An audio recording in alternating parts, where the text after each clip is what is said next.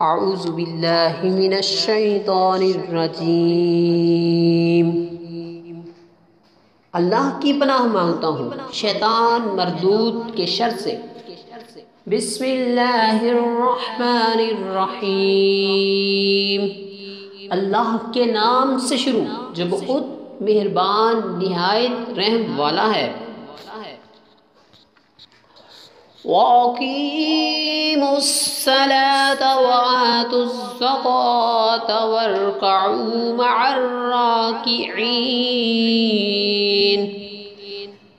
اور نماز قائم رکھو اور زکوٰۃ ادا کرو اور رکوع کرنے والوں کے ساتھ رکوع کرو۔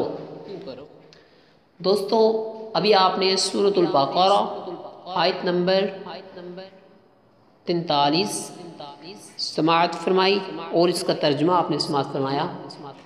ابھی اس کی تفسیر پر ایک نظر۔ وَأَقِیمُوا الصَّلَاةَ اور نماز قائم رکھو۔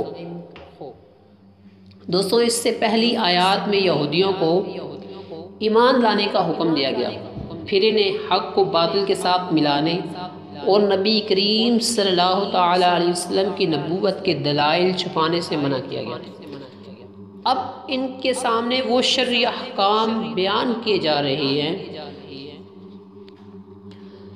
جو ایمان قبول کرنے کے بعد ان پر لازم ہے۔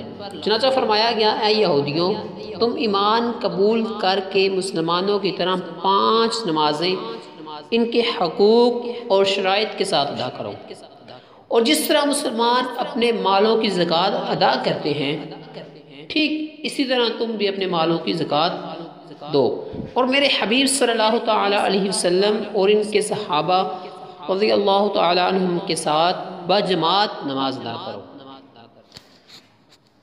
دوستو یہ حکم صرف ان کے لیے نہیں بلکہ ہمارے لیے بھی ہے نماز جماعت کے ساتھ پڑھنے کا۔ یہ حکم ہمارے لیے بھی ہے، ہمیں بھی باجماعت نماز ادا کرنی چاہیے، زکوٰۃ بھی دینی چاہیے۔